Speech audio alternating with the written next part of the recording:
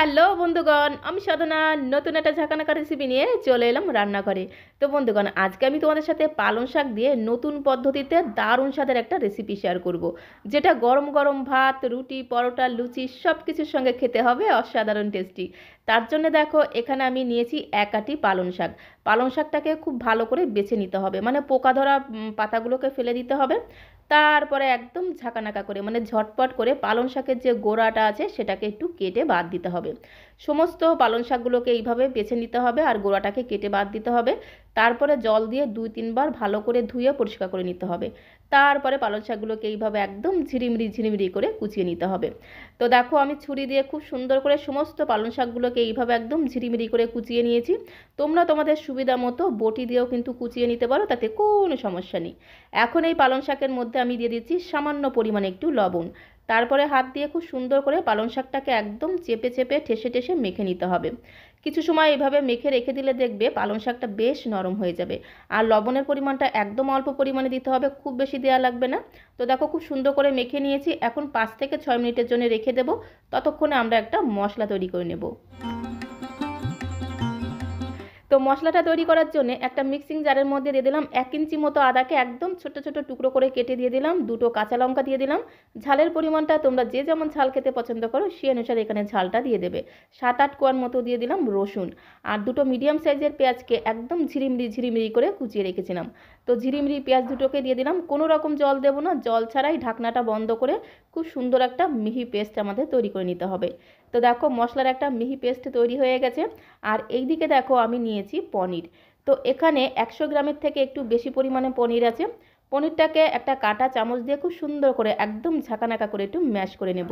তোমরা চাইলে কিন্তু ম্যাশার দিয়ে অথবা হাত দিয়েও খুব সুন্দর করে অথবা গ্রেটার দিয়ে গ্রেট করে নিতে পারো, তাতে কোনো সমস্যা নেই। তো দেখো, পনিরটাকে খুব ভালো করে কাঁটা চামচ দিয়ে আমি ম্যাশ করে নিয়েছি। সামান্য একটু লবণ পনিরের মধ্যে দিয়ে খুব সুন্দর করে পনিরের সাথে লবণটাকে একটু মিশিয়ে নেব। তো সামান্য পরিমাণে লবণ দিয়ে পনিরের সাথে খুব ভালো করে মিশিয়ে নিয়েছি। আর এদিকে দেখো, 6-7 মিনিট হয়ে গেছে। পালং শাকের মধ্যে সামান্য একটু লবণ দিয়ে মেখে রেখেছিলাম। আর পালং শাক থেকে দেখো কতটা জল বেরিয়েছে। এখন পালং শাকটাকে যতটা সম্ভব খুব ভালো করে চিপকে চিপকে, মানে নিংড়ে নিংড়ে জলটাকে বের করে নিতে হবে। একেবারে শুকনো শুকনো করে জলটাকে বের করে নিতে হবে। তো এইভাবে হাত দিয়ে খুব সুন্দর করে চেপে চেপে যতটা সম্ভব ভালো করে জলটাকে বের করে নিতে হবে। আর পালং শাকের এই জলটা কিন্তু আমি ফেলে দেবো না, এটা আমি রান্নার কাজে ব্যবহার করব। তো তোমরা চাইলে কিন্তু এটা রেখে দিতে পারো, ফেলেও দিতে পারো, তবে আমি রান্নার মধ্যে ব্যবহার করে নেব। তো এই রকম করে পালং শাকের পাতাগুলোকে একদম শুকনো শুকনো করে নিংড়ে নিতে হবে। আর মিক্সিং জারের মধ্যে যে মশলাটা আমি তৈরি করে রেখেছিলাম সেখান থেকে 2 চামচের মতো মশলা এই পালং শাকের মধ্যে দিয়ে দেবো।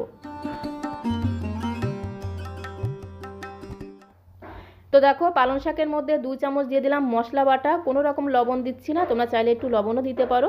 সামান্য পরিমাণে একটু হলুদ গুঁড়ো দিয়ে দিলাম। তারপরে 3 থেকে 4 চামচের মতো দিয়ে দিতে হবে বেসন।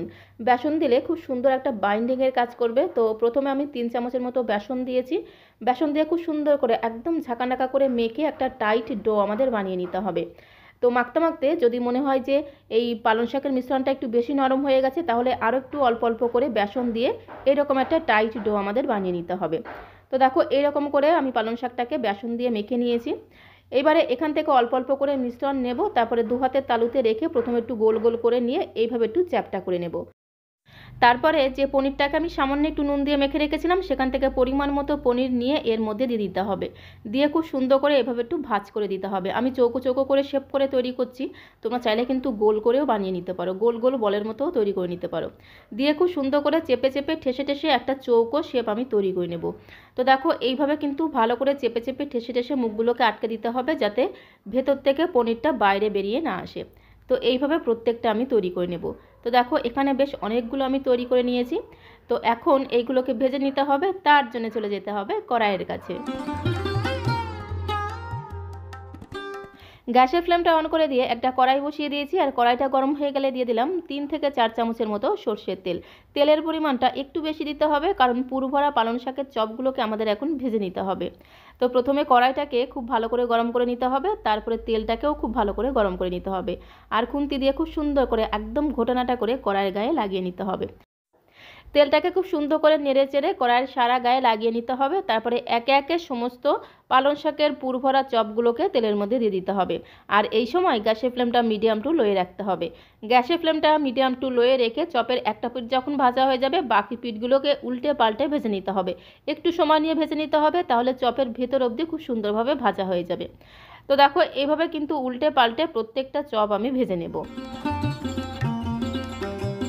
তো বন্ধুগণ, পালং শাক তোমরা অনেক রকমভাবে খেয়েছো, বাট এইভাবে একবার পালং শাকের মধ্যে পনিরের পুর দিয়ে এই পদ্ধতিতে একবার রান্না করে খেয়ে দেখতে পারো। গরম গরম ধোয়াটা ভাতের সাথে খেতে যেমন দুর্দান্ত লাগে, গরম গরম রুটি পরোটার সাথে খেতেও অসাধারণ টেস্টি লাগে। তো দেখো তোমাদের সাথে কথা বলতে বলতে পালং শাকের চপগুলোকে এপিট ওপিট উল্টে পাল্টে ভেজে নিয়েছি। এখন একটি পাত্রে তুলে নেব। ঠিক একই রকমভাবে বাকি ব্যাচের চপগুলোকেও ভেজে নেব।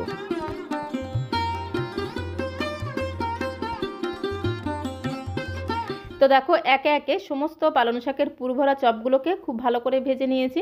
একটি চপ তোমাদের কেটে দেখিয়ে দিচ্ছি। দেখো ভেতরে একদম পনিরের পুরে ঠাসা, প্রত্যেকটা বাইটে গালের মধ্যে পনিরটা পাবে, খেতে কিন্তু দারুণ লাগবে। তো এখন রান্নাটা করে নিতে হবে, তার জন্য আবারও চলে যাব কড়াইয়ের কাছে।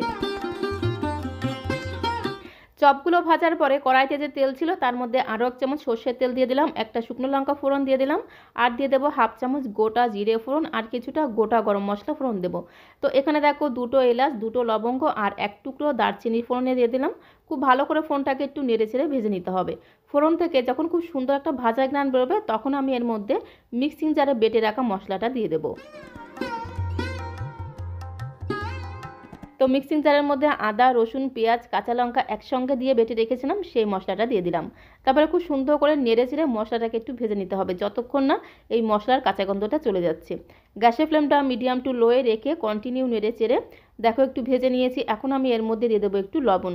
লবণ দিয়ে খুব সুন্দর করে নেড়ে চেড়ে সমস্ত মশলার সঙ্গে মিশিয়ে নিয়ে আরও কিছু সময় এই মশলাটাকে একটু ভেজে নেব। তো দেখো মশলাটাকে খুব ভালো করে ভেজে নিয়েছি, মশলার কাঁচা গন্ধ চলে গেছে। এখন আমি এর মধ্যে একটা টমেটো পেস্ট দিয়ে দেবো। একটা পাকা টমেটোকে মিক্সিং জারে খুব সুন্দর করে পেস্ট করে রেখেছিলাম, সেই টমেটো পেস্টটা দিয়ে খুব সুন্দর করে মশলার সাথে একটু কষিয়ে নেব যতক্ষণ না টমেটোর কাঁচা গন্ধ চলে যায়। তো দেখো সমস্ত মশলাটাকে খুব ভালো করে কষিয়ে নিয়েছি। এখন আমি এর মধ্যে দিয়ে দেবো 2টো চেরা কাঁচা লঙ্কা। ঝালের পরিমাণটা তোমরা যে যেমন ঝাল খেতে পছন্দ করো সে অনুসারে এখানে ঝালটা দিয়ে দেবে। পরিমাণ মতো হলুদের গুঁড়ো আর 1 চামচের 3 ভাগের 1 ভাগ দিয়ে দিলাম জিরের গুঁড়ো, 1 চামচের 3 ভাগের 1 ভাগ ধনিয়া গুঁড়ো, আর খুব সুন্দর একটা রঙের জন্য দিয়ে দিলাম সামান্য পরিমাণে একটু কাশ্মীরি লাল লঙ্কার গুঁড়ো। মশলার বাটি ধোয়া জল কিছুটা দিয়ে আরও একবার খুব ভালো করে এই গুঁড়ো মশলাটাকে সমস্ত মশলার সাথে খুব ভালো করে কষিয়ে নিতে হবে।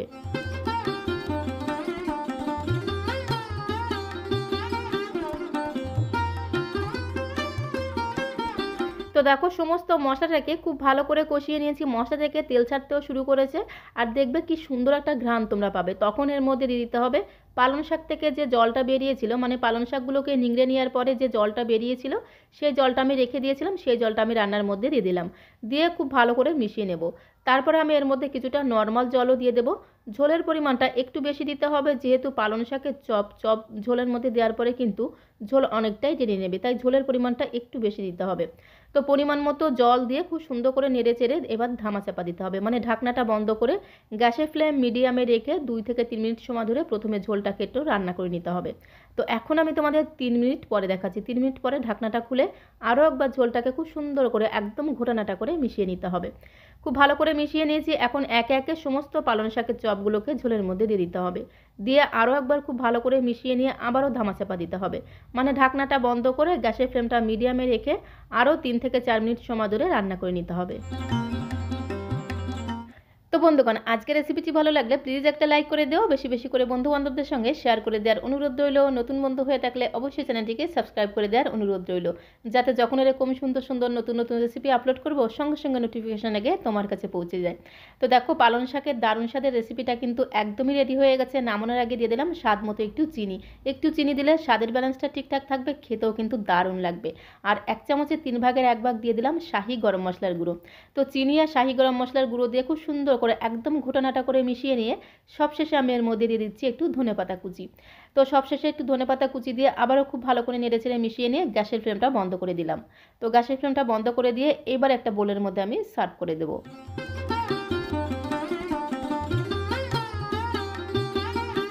তো বন্ধুগণ, এই শীতে পালং শাক এই পদ্ধতিতে একবার রান্না করে খেয়ে দেখতে পারো। আশা করি তোমাদের ভীষণ ভীষণ ভালো লাগবে। আর বাড়িতে যদি বানিয়ে খাও, খেয়ে তোমাদের কেমন লাগলো অবশ্যই কমেন্ট বক্সে লিখে জানিও। তো দেখো, সমস্তটাই আমি একটা বোলের মধ্যে সার্ভ করে দিলাম। গরম গরম ভাত, রুটি, পরোটা সব কিছুর সঙ্গে খেতে জাস্ট অসাধারণ টেস্টি লাগে। তো আজকের মতো এই পর্যন্ত। সবাইকে অসংখ্য অসংখ্য ধন্যবাদ।